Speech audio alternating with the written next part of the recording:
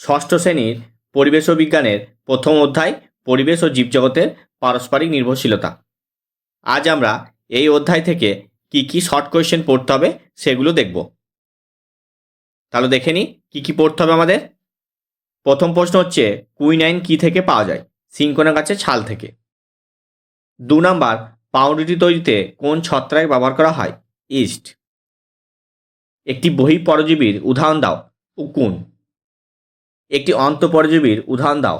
কৃমি। 5 নাম্বার, যক্ষ্মার জীবাণু কোন অঙ্গে বাসা বাঁধে? যক্ষ্মার জীবাণু ফুসফুস, হাড় ইত্যাদিতে বাসা বাঁধে।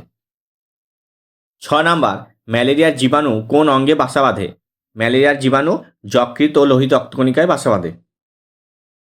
এখানে যে প্রশ্নগুলো বলছি এগুলো সবই পরীক্ষার জন্য খুবই গুরুত্বপূর্ণ, তোমরা ভালোভাবে পড়বে। 7 নাম্বার, আমাশয় জীবাণু কোন অঙ্গে বাসা বাঁধে? আমাশয় জীবাণু অন্ত্রে বাসা বাঁধে। সিল্ক কোথা থেকে পাওয়া যায়? সিল্ক রেশম মদ থেকে পাওয়া যায়। গড় হাঙরের যকৃতের তেলে কোন ভিটামিন পাওয়া যায়? ভিটামিন এ ও ডি।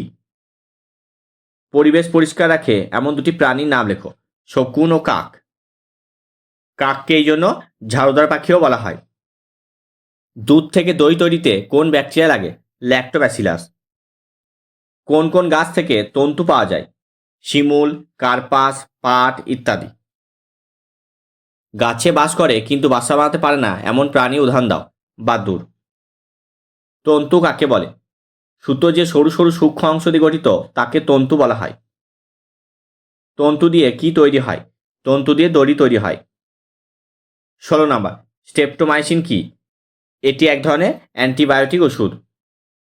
17 নাম্বার, সর্পগন্ধা থেকে প্রস্তুত ওষুধটির নাম কি? রেসারপির।